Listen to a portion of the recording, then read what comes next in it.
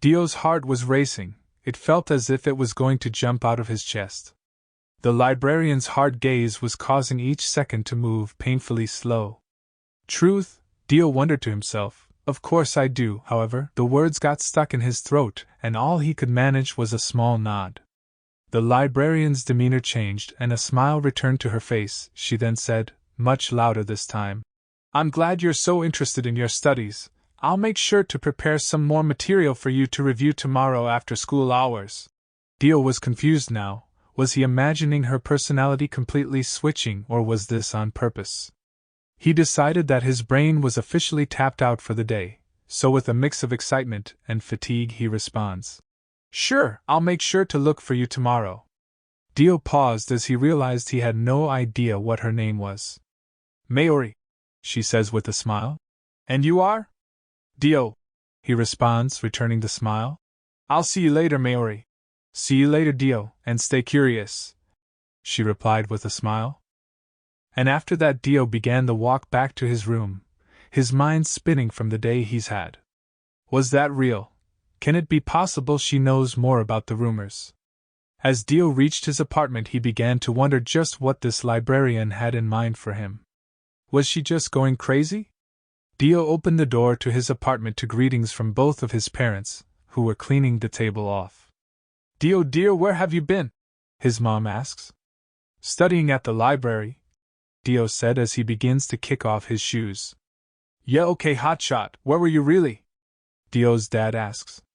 Really? Dio responds as he grabs his sandwich off of the table. Ask the librarian Mayuri. With that Dio went into his room and continued to finish his sandwich before collapsing on his bed. The second his head hit the pillow, Dio was transported to a different realm. Dio stood in the middle of a massive field.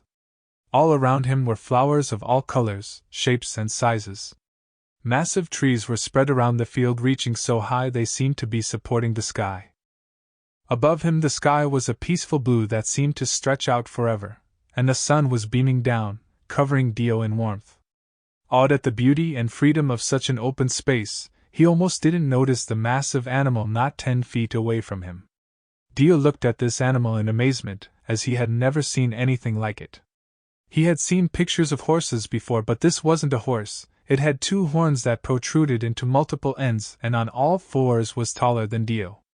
Before he could make any moves the creature started to approach him, standing eye to eye. Involuntarily, Dio reaches to pet this massive beast between the ivory horns and is flooded in all senses. He sees waterfalls so tall that they seem to be pouring from the heavens above. Hills and fields that roll on for eternity, painting the landscape hues of green, gold, and blue. The air paraded across his face at different intensities, and his nose was being overloaded with sweet scents that felt familiar but couldn't be placed. The small, fluffy animals from the previous dream returned to jump around the field along with animals of all shapes and sizes that Dio could never imagine. Other than their appearance, what shocked Dio most was how these creatures moved, on land, in water, in the sky, underground. It was awe-inspiring. And just as he began to love the beauty before him, a blaring alarm dragged him back to reality. Fuck, Dio thought to himself in his morning haze, where is this place I keep dreaming of? Realizing that his alarm had been going for a few minutes, Dio sprang out of bed and rushed to school. The hum of fluorescent lights and the rhythmic shuffle of students echoed through the halls of New Eden Academy. Dio sat in his usual spot in the back of the classroom, his mind still consumed by the events of the previous night. The memory of Mayuri, the librarian, slipped into his thoughts like an unexpected visitor. Unable to contain his curiosity, Dio leaned over to Leon, who was scribbling something on a holographic notepad.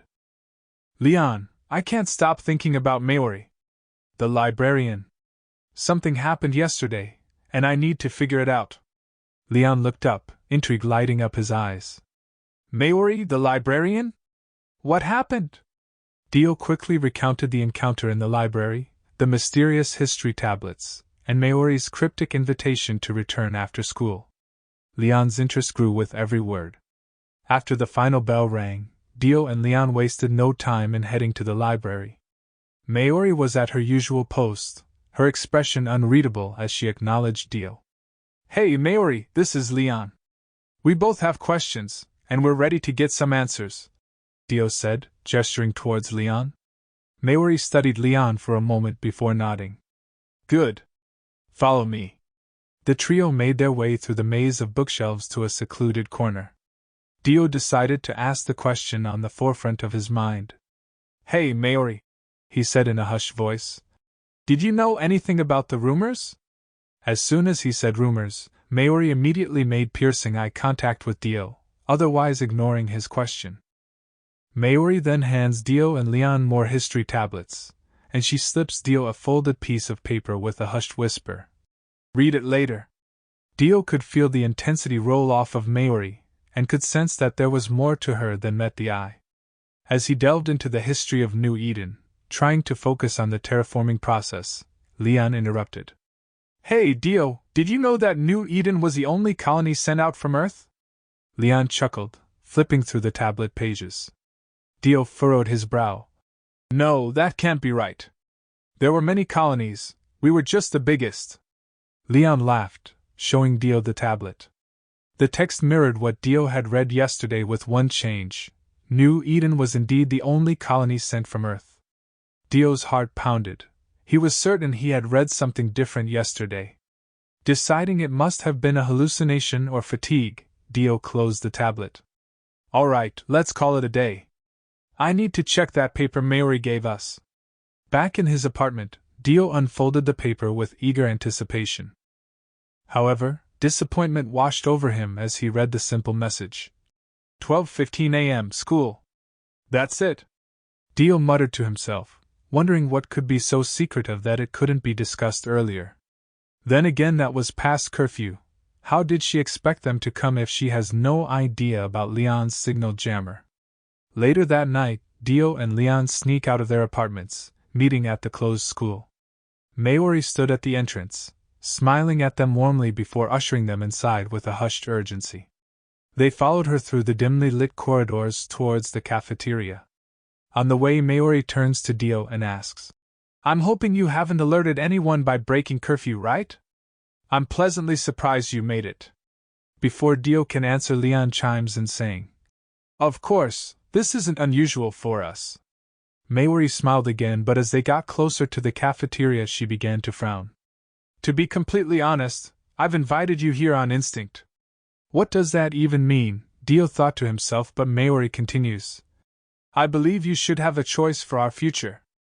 Maori stopped before the door, her gaze intense. New Eden is far from perfect, and I hope you realize that. You have the choice to turn away now, or step inside with me and accept that there's no turning back. Dio exchanged a determined look with Leon, and they nodded in unison. We're in, Dio declared. As the door creaked shut behind them, the cafeteria fell silent. A man rose from the table. He was at least 6 feet tall, with brown hair that was checkered with grays and a pair of electric blue eyes that were locked on Maori. Maori seemed to freeze before slowly nodding. With a voice that resonated with authority, the man spoke. Welcome to the Resistance, Libertas. The weight of each word hung in the air as if suspended by strings. This man stood at the head of a makeshift round table of about 7 men and women. He looked oddly familiar to Dio before he formally introduced himself. I am Governor Hale, but I am also the leader of our brighter future. What? What even is this meeting? Dio thought to himself, and the leader of the resistance is a governor. And what were we even resisting? Dio's head was reeling back from the information being thrown at him. Before he could say anything to respond, Leon quickly said what was on his mind. Hold on, explain this resistance talk, and you're a governor, why would you be leading this? Please take a seat, Governor Hale said, laughing. I thought when I told Maori to find like-minded individuals she would at least explain some things. This caused the other people sitting on the meeting to also chuckle. Gaining a serious tone, Governor Hale continued. A great question you've asked indeed. I hope you have a minute to spare. My explanation is rather long-winded. Thank you for watching. I hope you enjoyed the story of New Eden. Make sure to leave a like if you enjoyed and comment if I should continue this story. Until next time, take care.